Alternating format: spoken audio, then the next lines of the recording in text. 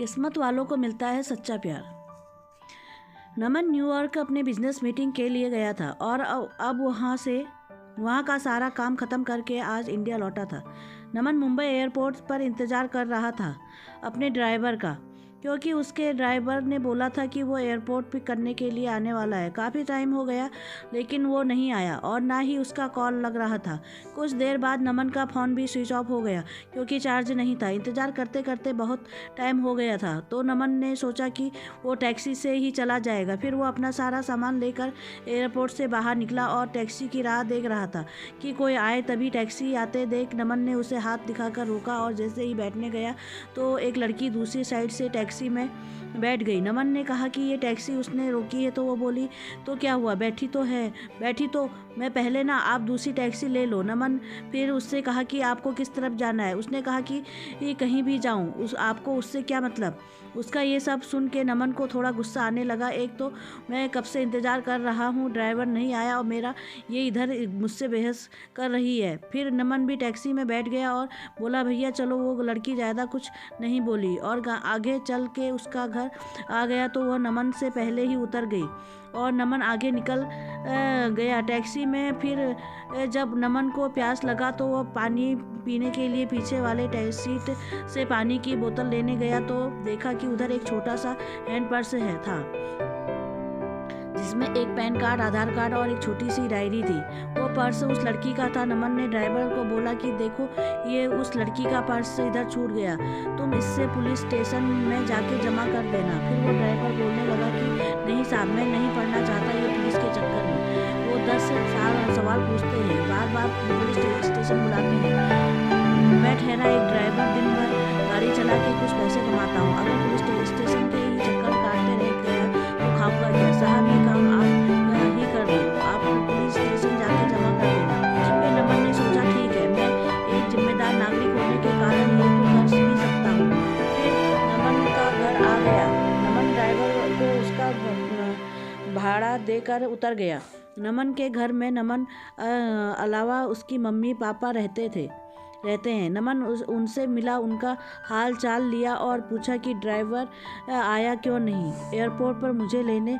तो माँ ने बताया कि रास्ते में गाड़ी ख़राब हो गई तो उसने तुम्हें कॉल किया लेकिन तुम्हारा फ़ोन ऑफ था। उसे ने घर पर कॉल करके बताया कि वो गाड़ी ठीक करवाने के लिए जा रहा है। नमन ने कहा ठीक है। उसने अपने कमरे में चला गया आराम करने। जब नमन शाम को सोकर उठा तो उसने अपना कमरा ठीक करने में जुट गया जो कि बहुत बिखरा हुआ था। तभी नमन को वो उस लड़की का पर्स दिखा तो उससे गाड़ी में मिला था। नमन ने उसे खोला तो उसमें डायरी था। उसे निकाल के देखा कि उसमें कुछ फोन नंबर लिखे हुए थे। उसमें एक नाम था नीतू। नमन ने उस नंबर पर कॉल किया और उससे बोला कि मुझे एक पर्स मिला गाड़ी में जिसमें ये डायरी है, उसमें तुम्हारा नाम है और एक पैन कार्ड और आधार कार्ड भी है। उसने पूछा कि आधार कार्ड का नाम क्या है। नमन आधार कार्ड पर देखा कि और बोला अनीसा। तो सामने से वो लड़की बोली, हाँ ये मेरी दोस्त का पर्स है, वो मुझे बोली थी कि उसका पर्स कहीं खो गया है। मैं उसे बता देती हूँ, आपका नंबर भी दे देती हूँ, वो आपको कॉल कर लेगी। नमन ने कहा ठीक है। थोड़ी देर बाद एक नंबर से कॉल आता है। फ़ोन उठाते ही सामने से एक लड़की बोलती है, मेरा पर्स आपके पास है। नमन ने कहा हाँ, आप कौन। वो बोली, वही जिसका पर्स है आपके पास है, जिसमें मेरा कुछ बहुत ज़रूरी सामान है। नमन ने कहा हाँ मेरे पास है, तुम उसे टैक्सी में भूल गई थी। वो बोली हाँ, कल आप मुझे डेली कैफ में मिलकर उसे लौटा सकते हैं। मैंने कहा हाँ। तो वो थैंक यू बोलकर कॉल रख दी। अगले दिन नमन कैफ़े गया उसका पर्स लौटाने के लिए। नमन सही टाइम पर पहुंचा था लेकिन अनीसा लेट थी। नमन रुका था उसके लिए। कुछ देर बाद वो आई। आज वो बिल्कुल अलग ही लग रही थी कल से। उसके लंबे घने बाल थे जो खुले थे। उसने सफ़ेद और नीले रंग का सलवार कुर्ता पहना था। कानों में सुंदर से झुमके भी थे। नमन उसे बस देखता ही रह गया। वो धीरे धीरे नमन की तरफ चली जा रही थी। नमन का ध्यान भी नहीं था, वो बस उसे देखे जा रहा था। फिर वो बोली, हेलो, ध्यान कहाँ है आपका, मैं कुछ पूछ रही हूँ।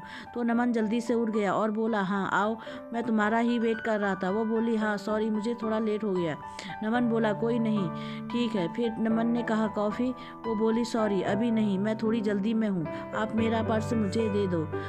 मुझे जाना है। नमन ने कहा हाँ दे दूंगा, थोड़ा बैठ के कुछ बात कर ही सकती हो। वो बोली जरूर, लेकिन आज नहीं, फिर कभी। मैंने कहा ठीक है, लेकिन याद रखना अपनी बात, अगली बार साथ में बैठ के कॉफ़ी पीना पड़ेगा, फिर मत कहना आज मैं जल्दी में हूँ। वो बोली हाँ ठीक है, अब मेरा पर्स दे दो। नमन ने उसे का पर्स दे दिया और बोला मैं तुम्हें कॉल कर सकता हूँ ना अगली बार मिलने के लिए। वो बोली हाँ और चली गई। नमन कुछ देर वहाँ रुका और फिर ऑफिस चला गया। नमन पूरी रात अनीसा के बारे में सोचता रहा। नमन उसे बोल ही नहीं पा रहा था। नमन को उसकी एक बात याद आ रही थी। अगले दिन नमन ने कुछ दोस्त और वो उसे बोलने लगे कि चल आज पार्टी करते हैं, बहुत दिन हो गए हैं हम दोस्तों ने साथ में पार्टी नहीं किया है। नमन ने कहा ठीक है, हाँ सब चल रहे हैं तो मैं भी चलता हूँ। फिर वो 5 दोस्त एक क्लब में गए। सब वहाँ बहुत नाचे साथ में, फिर थोड़ा ड्रिंक भी किया। तभी नमन की नज़र एक लड़की पर गई जो लगातार बहुत ड्रिंक कर रही थी। नमन ने ध्यान से देखा तो वह और कोई नहीं अनीसा थी। आज वह बहुत ही अलग लग रही थी। कहाँ उस दिन जब वो नमन से मिली थी तो सलवार कुर्ते में आई थी और आज वो शॉर्ट स्कर्ट और टॉप में है और ड्रिंक कर रही है। नमन तो बिल्कुल ही चौंक गया। उसे देखकर नमन उसके पास जा ही रहा था कि उससे बात करने के लिए तक उसके दोस्त उसका हाथ पकड़ा कर डांस करने के लिए ले गए। नमन की नज़र अनीसा पर पड़ी थी, लेकिन थोड़ी ही देर में वो वहाँ से चली गई थी। फिर नमन ने उससे क्लब में इधर-उधर ढूंढा, लेकिन वो नहीं मिली। घर जाकर नमन उसे कॉल किया, वो कॉल भी नहीं उठा रही थी। नमन उसे बहुत कॉल किया, लेकिन उसने नमन का कॉल का जवाब नहीं दिया। अगले दिन फिर नमन ने उसी टाइम पर क्लब का गया ताकि अगर वो आज आई तो वो उधर ही उससे पूछ लेगा। नमन अंदर जाकर वेट कर रहा था, लेकिन वो नहीं आई। आज फिर नमन ने उसे कॉल किया।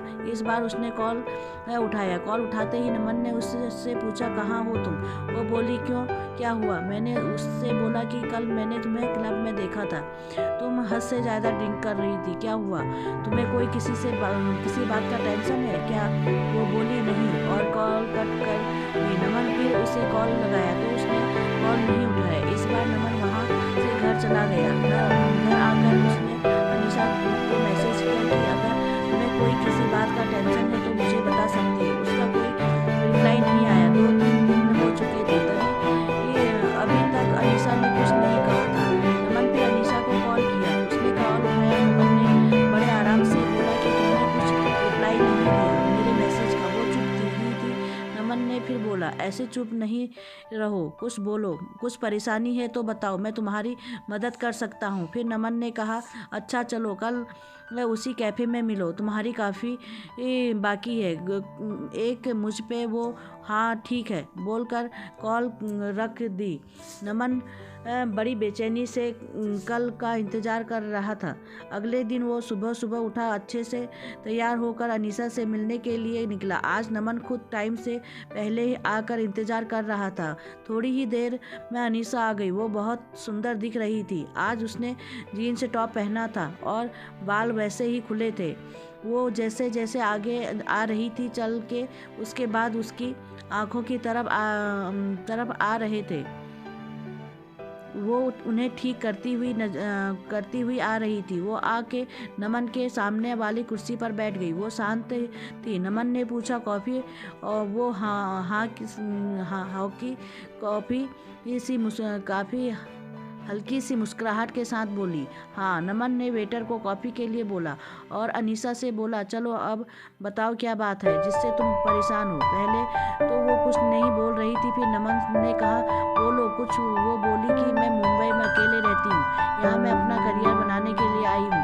ये बोलते बोलते वो चुप हो गई। मैंने कहा हाँ आगे बोलो, इससे में क्या हुआ? तो ये तो अच्छी बात है, तुम अपने करियर पे इतना ध्यान दे रही हो। फिर वो बोली लेकिन अब नहीं हो पा रहा है, मेरा काम में बिल्कुल ध्यान नहीं रहता। मुझे अपने बॉस से बहुत बार डांट सुननी पड़ती है और उसने तो ये तक कह दिया कि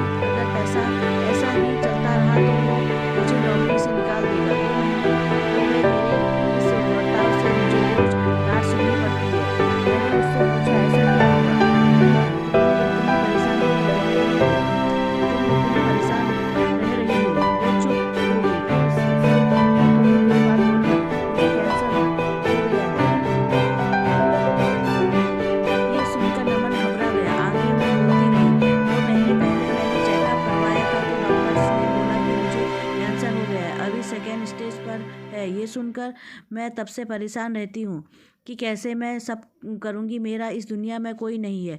बचपन से ही मैं अनाथ हूँ। बस कुछ ऑफिस के दोस्त हैं। मैं ये बात अपने ऑफिस में भी नहीं बता सकती कि अगर बॉस को पता चला तो वो मुझे कहीं नौकरी से निकाल ना दे। 3 महीने पहले ही मेरा प्रमोशन हुआ है। मुझे हेड ऑफ द डिपार्टमेंट बनाया है और ये सब हो गया है। अब मैं क्या करूं? कुछ समझ में नहीं आ रहा है। ये सब सुनकर नमन धीरे से उसका हाथ अपने हाथ में लिया और बोला, तुम अकेले नहीं हो, मैं तुम्हारे साथ हूँ। वो चाप नमन की ओर देखने लगी। नमन ने वो कहा, हाँ तुम सही सुन रही हो। मैं तो उसी दिन से तुम्हें पसंद करने लगा था जिस दिन तुम अपना पर्स लेने के लिए मुझसे मिलने आई थी। ये सुनकर उसने अपना हाथ पीछे कर लिया। नमन ने पूछा, क्या हुआ? हाथ तो क्यों हटा लिया तुमने? वो बोली, नहीं ये सब ठीक नहीं है। मेरी ज़िंदगी का भरोसा नहीं है और मैं तुम्हें मेरे वजह से कोई परेशानी नहीं दे सकती। नमन उससे प्यार से समझाया कि नहीं, तुम मुझे कोई परेशानी नहीं दे रही हो। मैं तुम्हारा ध्यान रखना चाहता हूँ, तुम्हें अपनी ज़िंदगी का हिस्सा बनाना चाहता हूँ। मैं हमेशा तुम्हारे साथ रहूँगा, कभी तुम्हें अकेला नहीं छोड़ूंगा। वो बोली, नहीं, तुम समझो, कल को पता नहीं मैं रहूं या न रहूं। तुम क्यों खुद को वो किसी परेशानी में डाल रहे हो? नमन उसे बहुत समझाया लेकिन वो नहीं मानी और चली गई। नमन उसके पीछे गया, उसका हाथ पकड़ के रोका और उससे कहा, तुम्हें कभी भी किसी की ज़रूरत हो तो मैं हमेशा तुम्हारे साथ रहूँगा। और फिर अनीसा चली गई। नमन उसे रोज़ उसका हाल पूछता था। वो डॉक्टर के पास चेकअप के लिए गई कि नहीं, टाइम पर सब दवाइयाँ ले रही है कि नहीं। उस दिन के बाद नमन ने कभी उसे अकेला नहीं महसूस होने दिया। नमन उसे रोज़ फ़ोन करता था, उसका हाल पूछता था। 4 महीने हो चुके थे ऐसे बात करते करते। एक दिन शाम को फ़ोन पर बात करते करते अनीसा बेहोश हो गई। नमन उसे पुकारता रहा लेकिन वो कुछ नहीं बोल रही थी। नमन तुरंत उसके घर जाने के लिए निकल गया। उधर पहुंचा तो देखा कि अनीसा घर में पर कोई नहीं था। फिर उसके पड़ोसी से पूछा तो पता चला कि वो हॉस्पिटल लेकर गए हैं। मैं तुरंत हॉस्पिटल पहुंचा। इंक्वायरी डेस्क पर उसके बारे में पता किया। उसके रूम के तरफ गया तो 2-3 लोग खड़े थे जो अनीसा को हॉस्पिटल लेकर आए थे। नमन उनसे पूछा कि क्या हुआ अनीसा को? तो वो बोले कि अनीसा अपने घर में बेहोश हो गई थी। वो तो उसके घर का दरवाज़ा थोड़ा खुला था तो एक बच्चे को बॉल खेलते खेलते उसके घर में चला गया। तो हमने जाकर देखा कि ये बेहोश पड़ी थी। अनीसा अकेले रहती है यह तो वो हम उससे हॉस्पिटल लेकर आए।